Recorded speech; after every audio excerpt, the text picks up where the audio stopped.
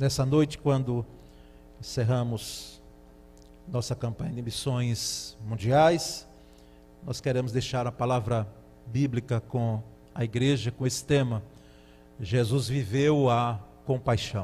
Nós vamos, irmãos, ler o texto bíblico, Mateus 15, 32, apenas a parte A. A gente chama a parte A o início mesmo do versículo, Mateus 15, 32, que já está como uma canja aí, mas se você quiser deixar a sua Bíblia aberta, faz bem, tá certo?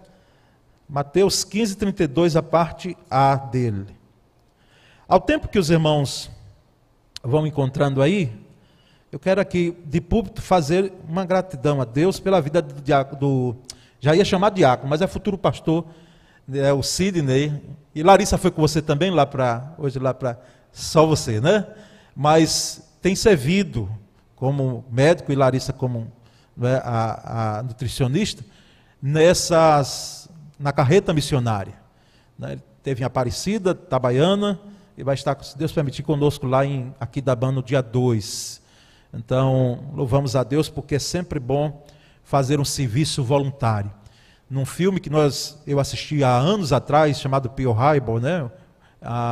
Dentro daquele contexto de Segunda Guerra, eu ouvi uma expressão do comandante daquela missão, né?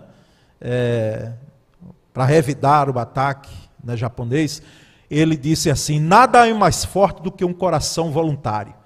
Porque a pergunta dos voluntários, né, porque não foram os irmãos que sabem o regime militar, não tem escolha, não é?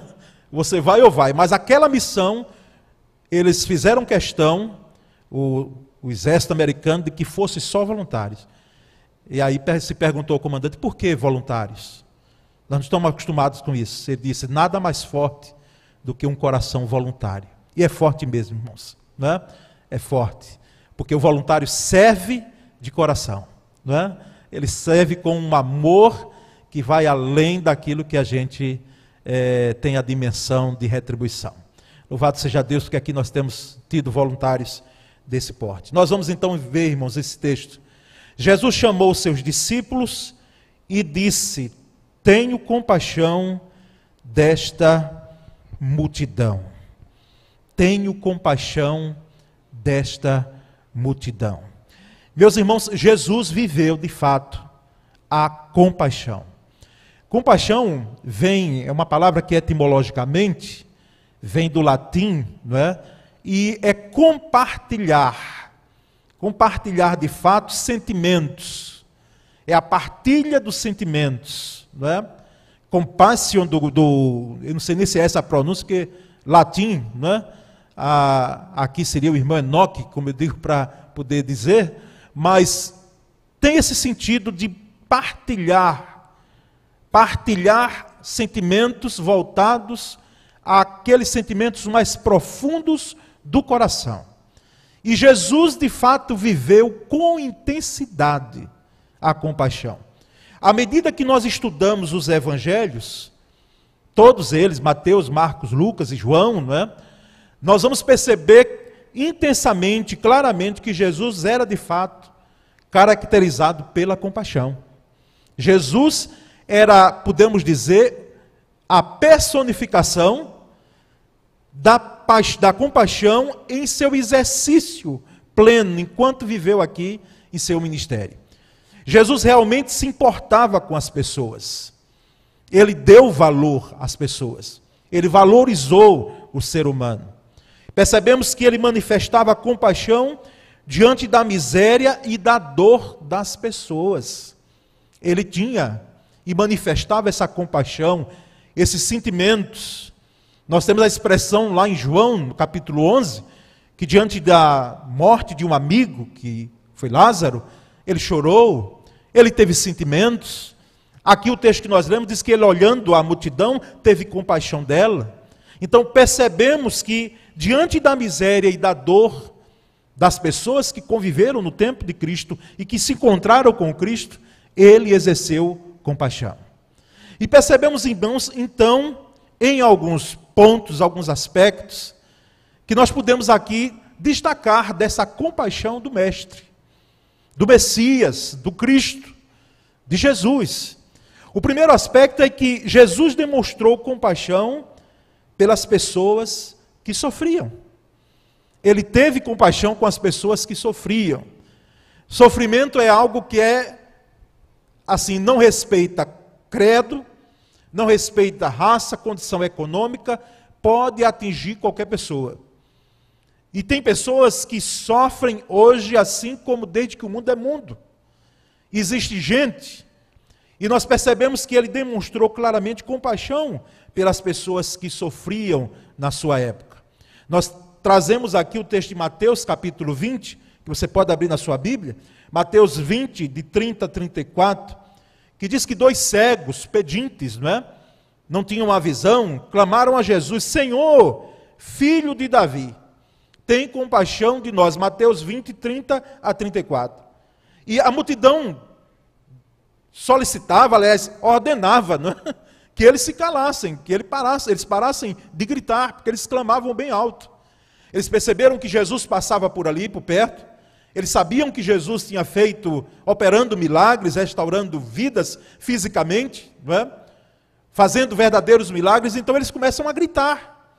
E eles gritam de tal forma que a multidão incomodada, as pessoas ali perto, digam: fica em silêncio, cala a boca, E aí eles gritavam mais alto ainda, até que chamaram, de fato, a atenção de Jesus, Jesus ouvindo, E se nós formos olhar o aspecto da onisciência do Cristo, eles certamente, por ser Deus, sabiam de que se tratava, mas ele, sendo ali chamado por aqueles cegos, ao chegar perto deles, ele pergunta: o que é que vocês querem?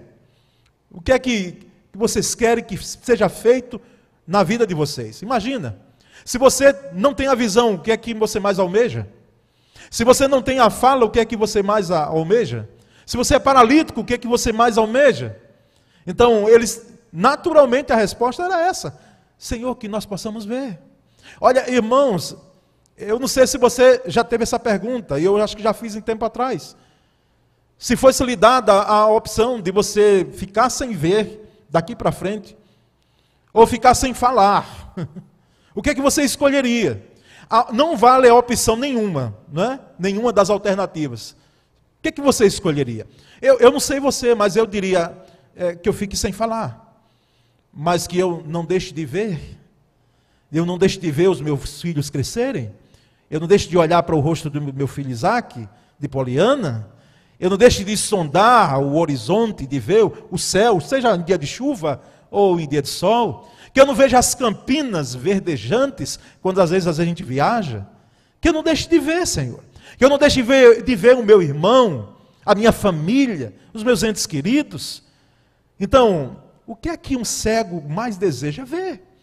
E aí Jesus, nesses versículos aí de 30 a 34, capítulo 20, ele diz: olha, então que vocês de fato vejam. E o versículo 34 diz que Jesus, movido de íntima compaixão, tocou-lhes nos olhos, e logo seus olhos viram, e eles seguiram a Jesus. E o destaque aqui na frase que eu quero colocar no versículo 34, é que Jesus, movido de íntima compaixão por aqueles 2 homens ali, por aquelas 2 pessoas que não enxergavam. Eu imagino a alegria deles. Se eram cegos de nascença, que eu acredito que não, porque a Bíblia às vezes cita, você nota a referência que a Bíblia faz, e era cego de nascença. Às vezes o escritor bíblico ele faz questão de dizer isso. Mas imagina a alegria dessas pessoas ver novamente, de poder enxergar novamente. Então, Jesus de fato demonstrou compaixão pelas pessoas que sofrem. E aqui nós trazemos o texto de alguém com uma questão de ordem física, mas isso se aplica a qualquer tipo de sofrimento. Porque os sofrimentos são diversos. Cada um sabe onde dói na alma, Cada um sabe a sua dificuldade de poder lidar. E falando aqui sobre ansiedade, nós lembramos aqui a igreja de que a gente precisa ter um certo cuidado, Quando a gente fala com gente que enfrenta, às vezes, desafios, algumas situações como a própria ansiedade, síndromes, ou alguns recalques que a vida deu durante a trajetória, e principalmente voltados para a infância, porque alguém já disse que os nossos grandes problemas, não é, de adultos hoje, eles estão lá, têm sua origem na infância. Às vezes eles têm um nascedouro lá, os problemas nascem ali. Então, sofrimento de gente que muitas vezes amanhece o dia em claro, de gente que tem receio hoje, tem medo, de alguns medos que dentro de uma ótica clínica, não é? Tem a sua razão, não é em vão, e não é frescura, como eu usei esse termo. E sofrimentos, irmãos, de diversas ordens. Sofrimentos, muitas vezes, de poder lidar com situações que, humanamente falando, meus queridos, às vezes a gente olhando de cá e diz, Senhor. Na verdade, a gente olha para alguém que sofre mais do que a gente, e a gente tem que aprender a reclamar menos. A gente reclamar menos. Eu penso, irmãos, que todos nós deveríamos fazer uma visita pelo menos uma vez no ano, naquilo que Jesus disse, aos enfermos. Vá para um hospital, principalmente a ala de oncologia, e veja a gente lutando pela vida. Quando a gente, às vezes, tem situações que a gente passa sofrimento, mas em menor proporção. Vá e visite os presos, como Jesus disse. Eu estive preso e você me visitou. Faça uma visita. Vá para o SOS Presídio, que eles reúnem aqui uma vez por mês, aqui em uma das nossas salas. Entre em contato com a liderança e se cadastre e vá. Faça a visita a alguém que, é claro, pagando ali pelo o que fez, né, diante da justiça, mas querendo sair, querendo viver livre. E nós percebemos então que Jesus, ele demonstrou, meus irmãos, claramente, compaixão pelas pessoas que sofriam. Jesus demonstrou. Mas também Jesus, ele teve compaixão pelas pessoas enlutadas. Enlutadas. Olha, irmãos, nesse tempo, meses atrás, ou ano passado mais propriamente, indo a um dos cemitérios aqui da cidade, não é? E eu pude perceber, na curiosidade pastoral, quantas pessoas em 2020 e 2021 foram embora. Era um cemitério público, mas a dimensão, a quantidade era grande. Era muito. E nós temos os números hoje de gente que foi embora. Nós temos famílias enlutadas. E Jesus, ele teve compaixão de pessoas enlutadas, e nós temos um registro disso nos evangelhos. Nós percebemos em Lucas 7,13 que Jesus entrando na porta da cidade de Naim, que na realidade era uma cidade pequena, era um tipo povoado, não é? Lugarejo. E ali vinha uma multidão, Jesus vinha com uma multidão e a outra multidão ia ali, naquela procissão, para sepultar o filho único de uma viúva. Imagina, aquela mulher já tinha sepultado o seu marido, visto um caixão, como eu disse em outro momento, pregando sobre especificamente esse texto, sair de sua casa do esposo dela, e agora ela perde o seu único filho. Eu fico pensando, porque muitas vezes, aquilo que a gente tem de mais precioso vai embora. Porque aqui, e sabendo que filho nenhum substitui outro, mas assim, era o único filho, era alguém que lá, quando essa mulher tivesse em idade avançada, cuidaria, como é dever dos filhos, né? Cuidar dos pais, zelar por alguém que colocou você e deu a educação e colocou você no braço. Então, agora essa mulher, essa mãe, que não temos o nome dela, ela vai sepultar o seu tesouro, o seu bem maior, que são os filhos. Olha, eu vou falar algo para os homens aqui, as mulheres não vão escutar. Mas olha, meus queridos, por mais que as esposas nos amem, eu já notei isso nesses 26 anos, 27 anos de casado. Mas o amor ao marido é um amor, mas o amor aos filhos, elas dão a própria vida. Pode até ser que elas deem a vida por nós, como nós daríamos, deveríamos cuidar, mas dos filhos é diferencial. Isso é próprio até na vida animal. Eu não sei quem já levou aqui algumas bicoradas, né, de alguma galinha protegendo a sua ninhada. É próprio, não é?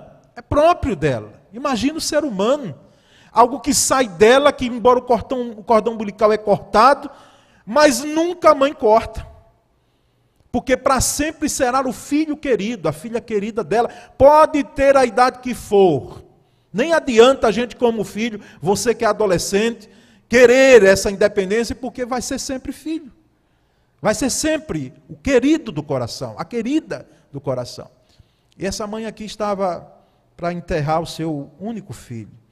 E no versículo 13, Lucas 7,13, diz que Jesus, vendo a dor dela, a situação de perda dela, o luto que ela já estava começando a enfrentar naquele momento ali, ele, movido de íntima compaixão por ela, disse-lhe: não chores, não chores. Ou seja, Jesus teve compaixão pelas pessoas enlutadas. Assim como a sua graça, a graça de Jesus, tem fortalecido famílias enlutadas, que inclusive estão aqui representadas nessa noite. O Senhor tem suprido a saudade com a graça. Eu costumo dizer que se a saudade é forte, e ela é, e parece que ela não termina nunca, há momentos que ela se faz presente de forma assim tão forte, que mexe com as nossas emoções, com os nossos corações. Às vezes a gente perdeu pai e mãe há tantos anos, mas há aquele momento de nostalgia, de saudade que bate, que a gente daria tudo, né? Para ver de novo, para estar perto de novo, por isso que tem que aproveitar agora. E nós percebemos então que saudade, né? Que inclusive em outras línguas não se tem esse termo, né? Aqui a língua portuguesa é próprio dela. Nós percebemos que se combate saudade com graça de Deus, e é de fato isso. E Jesus teve compaixão pelos enlutados, assim como ele tem compaixão com a sua vida, meu irmão, minha irmã, que perdeu um ente querido durante esse tempo, não é? Mas ainda. Então, além de Jesus, de fato, demonstrar a sua compaixão pelas pessoas que sofrem e que sofriam no seu tempo e sofrem hoje, ele também mostra a sua compaixão pelas pessoas enlutadas. Mas no terceiro momento, Jesus também tinha compaixão, ou teve compaixão, por pessoas que a sociedade rejeitava. A sociedade rejeitava. E rejeitava no tempo de Cristo, e hoje a sociedade rejeita ainda alguns. Não é? Não são apenas minorias, mas são pessoas, gente, rejeitada pela condição social, às vezes até econômica, financeira, rejeitada. E em Marcos capítulo 1, versículos 40 e 41, diz o texto que Jesus se aproximou, aproximou-se dele um leproso, que rogando-lhe e pondo-se de joelhos, disse: se queres bem podes limpar-me. A lepra, naquele tempo, era um bicho-papão. Inclusive os leprosos, os irmãos sabem muito bem, quem é bom na EBD, do estudo dos comentários bíblicos, não é? Além da própria Bíblia, nós temos dados, referências de que as pessoas que eram leprosas, às vezes elas andavam com um sino, imagina, coisa de animal, né? Andar com sino porque o sino batia e quem estivesse perto delas, onde elas estivessem passando, essas pessoas tinham que guardar uma distância, porque era a lei que dizia isso. E a lei tinha um objetivo, não era preconceito da lei, só que os homens aumentavam isso. Porque nós sabemos que de 10 mandamentos, as próprias facções, vou usar esse termo, não é? Os segmentos, as seitas do judaísmo, dentre elas a escola de Shammai, que era possivelmente a mais rigorosa, eles aumentaram em mais de 600 termos além dos 10 mandamentos, ou seja, detalhes que a lei, ela de fato trazia, na época de Moisés, para preservar a comunidade judaica, no deserto, e se chegava a tal ponto de muitas vezes não socorrer alguém, como nós vimos hoje pela manhã, a missionária Socorro Diniz, pregando aqui sobre a parábola do bom samaritano, onde o sacerdote e o levita passam de largo, porque estava ali um samaritano no chão. Então eles vinham do culto, vamos dizer assim, e eles não queriam tocar para não ali ter alguma impureza, ou quem sabe o receio, o medo, porque havia de fato assaltantes, saqueadores, naquele trajeto ali de descida de Jerusalém. E nós percebemos então, irmãos, que Jesus, movido de grande compaixão, diante daquele homem que estava leproso, ele estendeu a mão e tocou e disse: eu quero sim ser limpo, eu quero purificar-lhe sim, seja limpo. Então, Jesus demonstrou compaixão, irmãos, por aquelas pessoas que a sociedade rejeita. Eu trago o exemplo do leproso, mas nós tínhamos no tempo de Cristo, e temos hoje, prostitutas. Pessoas que vendem o seu corpo, e que são carentes da graça de Deus. Nós temos crianças que no tempo de Cristo, e quem sabe para alguns hoje ainda, tem sido objeto de exploração, e de fato não é isso que a gente tem visto. No tempo de Cristo, a criança, ela era como um patrimônio do homem, e era menosprezada a ponto de os discípulos quase embarcarem nisso, porque os pais trouxeram as crianças para Jesus, e os discípulos, no seu zelo, vamos dizer assim, um zelo terrível, não? Que zelo? Diz: não, afasta do mestre. O mestre não vai gostar desse barulho dessas crianças. Quando Jesus repreendeu, repreensão boa Jesus deu neles, não é? Inclusive colocando a criança no meio e dizendo: olha, quem não se fizer aqui como um desses aqui, não vai herdar o reino dos céus. Não é, como nós falamos, ser criança no aspecto de idade, mas muitas vezes nos valores que os pequeninos têm. E Jesus, irmãos, ele teve compaixão por pessoas que a sociedade rejeitava. Jesus valorizou a mulher. Nós falamos aqui, um dia alguém disse: ô pastor, mas que coisa é essa? Esses segmentos do judaísmo mais radicais diziam que as mulheres não vão ouvir agora, mas diz que um latido de um cão, eles chegavam a afirmar isso, às vezes era mais importante ou valia mais do que uma palavra de mulher, imagina. E aí o que é que Jesus vem e faz? O anúncio da ressurreição dele é dado por uma mulher. A mulher é a porta-voz, porque são as mulheres que vão ao túmulo para ungir, e de fato ali Maria Madalena tem um encontro com alguém que ela pensa que era o jardineiro, mas era o Cristo ressuscitado. E Jesus então valoriza a mulher, dando essa importância que para alguns era apenas um patrimônio. Jesus valorizou as pessoas que a sociedade rejeitava em sua época, meus irmãos, em sua época. Mas nós vamos percebendo já, então, para o final, irmãos, dessa compaixão de Jesus, é que ele também tinha compaixão pelos espiritualmente perdidos. Jesus tinha compaixão por aqueles que não tinham sido alcançados pela graça redentora dele. E em Mateus 9,36, nós temos esse maravilhoso texto. Diz que ele, vendo as multidões, teve grande compaixão delas, porque andavam cansadas e desgarradas, como ovelhas que não têm pastor. Ovelhas que não têm pastor. Não é muito a minha área, não é a nossa área, nós nascemos na cidade. Mas quem nasceu aqui no campo, as nossas origens, eu já disse e reitero, estão no campo, não é? Se você nasceu aqui na cidade, mas certamente um avô, o pai ou bisavô, nós viemos do campo. Dizem que as ovelhas, elas não podem procurar o seu próprio alimento, elas têm que ser conduzidas. Elas têm que ser levadas. Por isso que o Salmo 23 é belíssimo. E é uma realidade, quando a gente lê, chega a refrigerar a alma mesmo. Porque é esse pastor que nos conduz a águas tranquilas e a pastos verdejantes.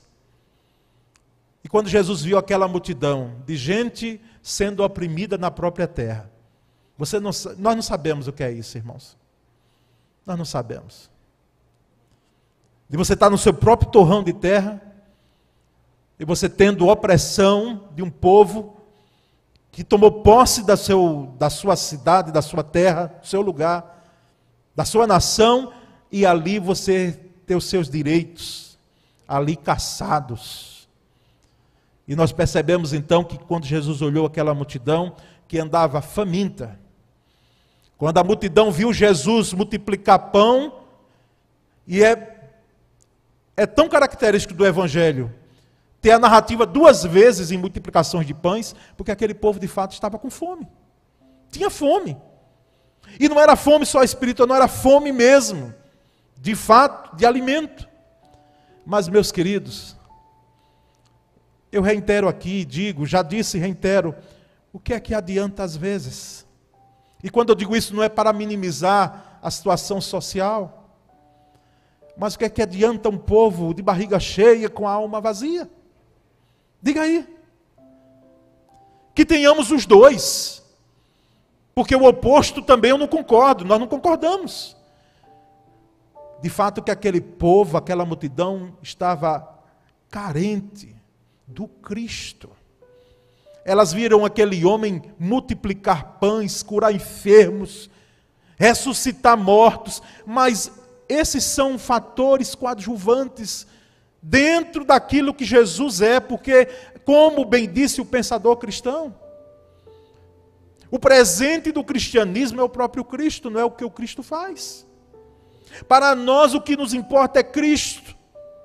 Ele é a razão de ser. Nós não estamos aqui porque recebemos bênçãos de Deus em Cristo Jesus, não. Nós estamos aqui porque reconhecemos que o Cristo, cheio de graça e de compaixão, nos alcançou e nos libertou e nos deu vida eterna pela sua graça. É isso. E Jesus, vendo aquela multidão, ele teve então compaixão dela. Compaixão. Jesus teve compaixão pelos espiritualmente perdidos. E eu gostaria de dizer aqui que nem eu nem você, nós temos condições de estar taxando quem é perdido e quem é salvo. Você sabia disso? Pare com esse negócio aí de você dizer quem foi salvo, quem foi perdido, porque não é da nossa alçada, não é do nosso foro. É claro que eu tenho uma convicção e você tem. E é claro que tem os frutos que evidenciam frutos de salvação, sim. Mas quando eu falo isso, é que é da alçada de Deus essa questão de salvação, e que nós possamos então propagar esse evangelho com a nossa vida, com o nosso testemunho, em todo o tempo e para todas as pessoas. Guilherme Keren, e a gente que foi embaixador do rei, aliás, que é embaixador, não é? Diz que uma vez embaixador, sempre embaixador, não é? Quando a gente aprende sobre a história de Guilherme Keren, ele querendo ir aos pagãos, à Índia, não é? Saindo da Inglaterra, e aí chegam para ele naquele tempo, e disseram: ô meu jovem, se Deus quiser salvar os pagãos, Ele fará sem a sua ajuda. Não é porque você vai que vai acontecer, não. Para com isso. E de fato ele foi. E é assim, porque não sabemos, não há nenhuma escrita na testa de ninguém se aquela pessoa ali, ela está apta para ser alcançada pelo Evangelho. Por isso que nós devemos propagar a todos. Eu, irmãos, respeito muito bem o entendimento de uma doutrina que escolhe alguns. Mas o que eu percebo no Evangelho, irmãos, é que nós devemos, e de fato a doutrina é essa, Nós devemos propagar o Evangelho a todos. Todos eles estão aptos a ouvirem e serem alcançados pela graça. Não é um universalismo qualquer. E Jesus teve então compaixão por aquelas pessoas espiritualmente perdidas, desgarradas. Como a gente vê hoje, gente, não é? Perdida mesmo. E que a gente olha de cá, e se a gente só ficar olhando, a gente tem que pedir uma oportunidade para poder ser bênção para aquela vida. Mas, irmãos, nós vamos para o final dessa palavra. Eu quero deixar aqui com a igreja o texto de Mateus capítulo 5, versículos 13 a 16, se puderem projetar aí. Aliás, está ali na tela. Mateus 5, 13 a 16. Prestemos atenção o que o próprio Jesus falou de nós mesmos, crentes, cristãos, não é? Vocês são sal da terra, mas se o sal perder o seu sabor, como restaurá-lo? Não servirá para nada, exceto para ser jogado fora e pisado pelos homens. Vocês são a luz do mundo. Não se pode esconder uma cidade construída sobre um monte, e também ninguém acende uma candeia e a coloca debaixo de uma vasilha. Pelo contrário, coloca no lugar apropriado e assim ilumina todos os que estão na casa. Assim brilhe a luz de vocês diante dos homens, para que vejam as suas boas obras, glorifiquem ao Pai de vocês que está nos céus.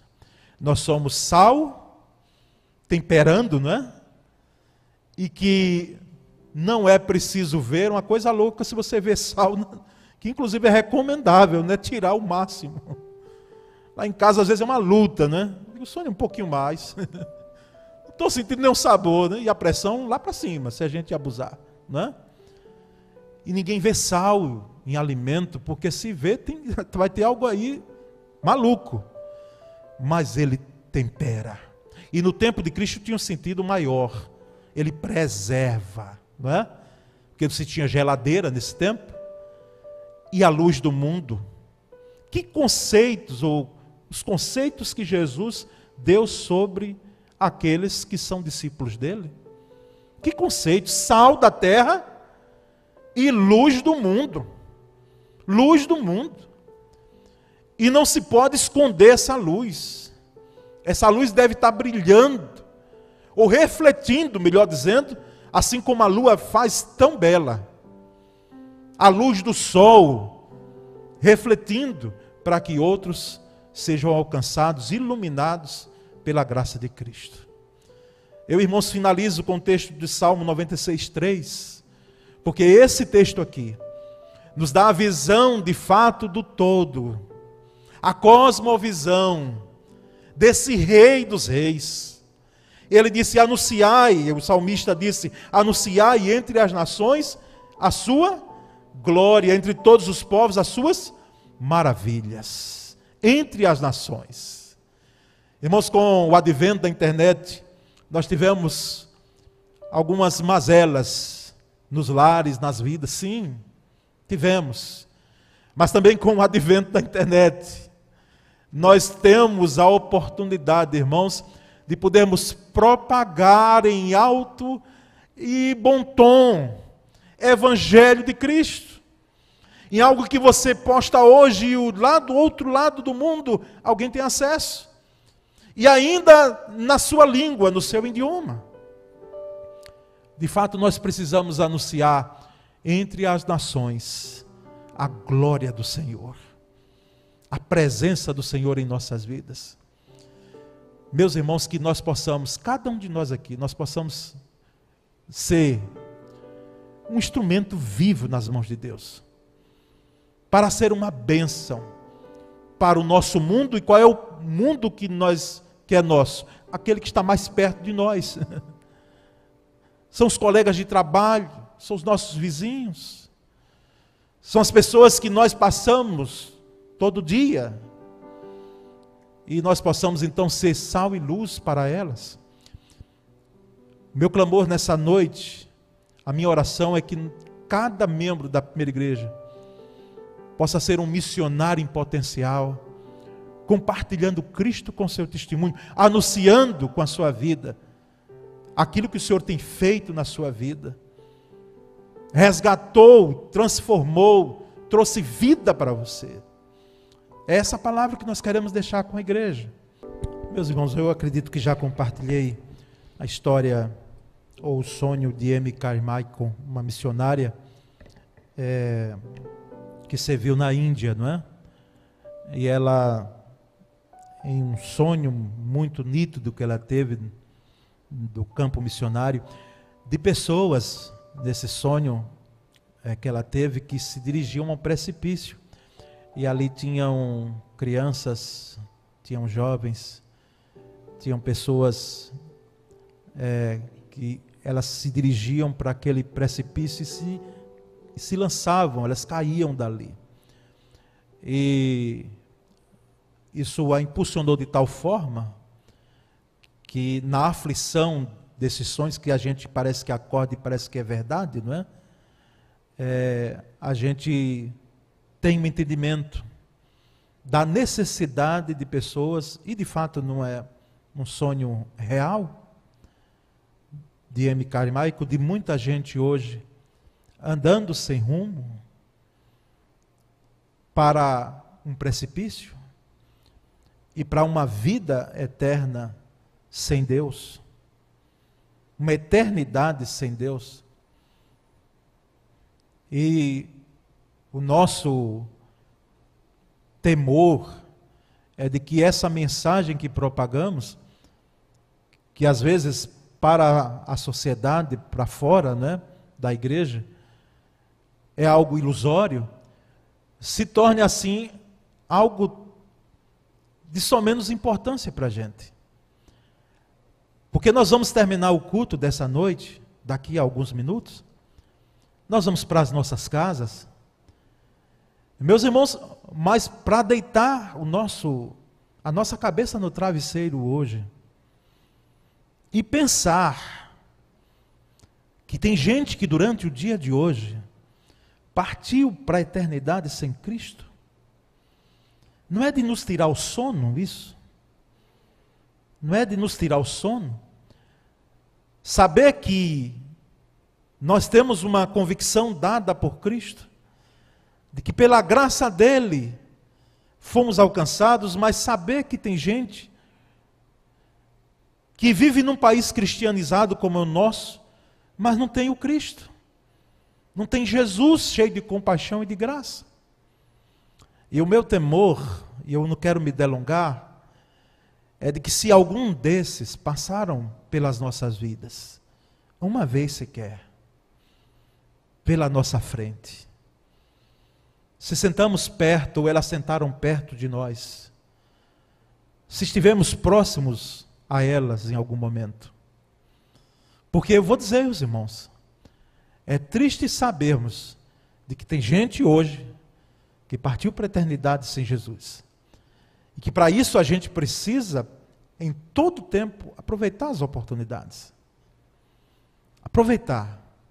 Às vezes no nosso dia a dia, nós não damos atenção às pessoas, mas a gente aprende com Cristo que para a sua trajetória para ouvir o grito, o clamor de 2 cegos, no meio de uma multidão. Que percepção maravilhosa do Cristo, em poder voltar e atender aquelas pessoas. Em outro momento ele vai, e dentro daquele contexto messiânico, uma mulher corre atrás dele e diz: Jesus, minha filha está endemoniada, em casa, vamos lá. E ele disse: mas eu não fui enviado para vocês samaritanos, eu vim primeiro para aqueles que são judeus. Mas nem por isso aquela mulher, ela persevera em dizer: Senhor, lança apenas a palavra. E de fato Jesus lançou, e aquela criança ficou liberta, não é? Então, meus queridos, nós queremos mais do que orar, nós queremos aqui fazer um compromisso. Vamos fazer um compromisso, se você não fez ainda, de você não perder oportunidades. Daí você está colocando o assunto sobre Jesus, às vezes no momento, ou a todo momento que às vezes até inconveniente. Por isso que tem gente que acha que crente é grudento, né? Alguns, que eu acho que essa concepção está perdendo, aos poucos. Mas nós fizemos parte, conhecemos uma geração de gente que não perdia a oportunidade de poder ali deixar a palavra do Cristo, do Evangelho. Então, mais do que vestir uma camisa sobre Jesus, nós queremos viver o Cristo. Mais do que dizer a todos que você é evangélico, que você é crente, viver o Evangelho. E não perder a oportunidade. Não perdermos a oportunidade. Vamos orar, pedir ao Senhor que esse compromisso se faça nítido em nosso coração, vamos? E aí, irmãos, nós temos certeza que vamos sim. Nós vamos ter essas oportunidades cumpridas, e no que couber a nós, nós vamos dizer: Senhor, nesse dia eu posso deitar aqui a minha cabeça no travesseiro e dizer ao Senhor que o meu coração está livre, porque eu não perdi oportunidades. Às vezes, irmãos, até no silêncio, você prega, você testemunha, você proclama. Vamos colocar em pés agora. Senhor, dá-nos a graça de podermos ser missionários em potencial onde estivermos e compartilhar a compaixão que o Cristo teve conosco. Senhor, o nosso Deus, ó Pai bendito, cheio de compaixão e de graça, Jesus maravilhoso, nós agora entendemos a aflição daquela missionária M. Carimaico, em ver pessoas indo ao precipício e terem o encontro com a eternidade sem Jesus. Senhor, que em cada um de nós aqui haja o comprometimento de aproveitarmos as oportunidades que nos são dadas. Pessoas que muitas vezes o Senhor coloca em nossa frente, a gente nem conhece, mas às vezes é colocada na nossa frente, durante aquele dia, que nós possamos, ó Deus, entender ali como uma porta aberta, para compartilhar Cristo Jesus. Dá-nos cada vez mais amor, por Ti e pela Tua obra. Faz de cada um, repito, faz de cada um missionário em potencial nessa igreja, para honra e glória do Teu nome. Nós oramos em nome de Jesus. Amém.